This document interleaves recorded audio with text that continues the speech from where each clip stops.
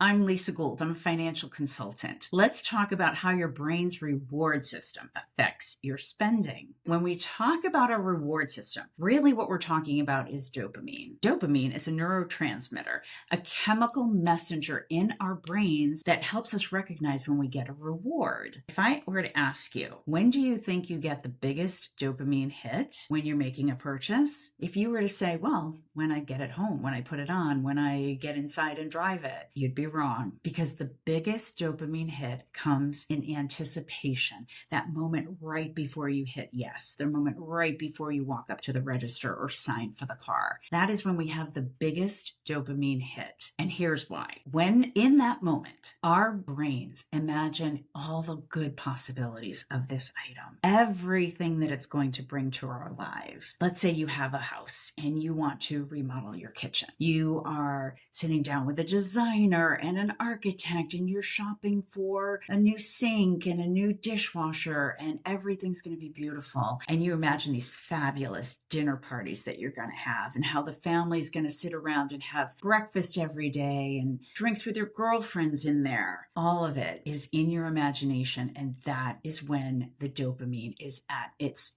strongest. Now, let's go to everything's in. It's maybe been a few months since you put everything in, and now it's good. You like it. But that dopamine has dissipated. You enjoy it, but it is a different feeling than right before you did it, because now you're in the reality of it. The dopamine is not there anymore. People who have shopping addictions tend to be led by the need for this dopamine hit. They're not that interested in once they have it. I've known many people who have clothes in their closet that still have the tags on them from 5-10 years ago, because it wasn't about owning the item. It was about buying the item. It was about chasing that feeling that, oh, I'm so excited because my life is going to be different now when I have this thing. But once you get it, it's not the same. Now, this is not to say that you cannot buy things because they make you happy. I actually want you to buy things that bring you joy. I just want to make sure you're buying it because you really want it, not because you got a big hit of dopamine when you were going to buy it, or it comes and you forget that you even bought it. What I want you to do is start practicing being aware if you are trying to avoid something by your shopping. Are you trying to avoid something or not feel something that really you should be working through because you just are using that dopamine hit to kind of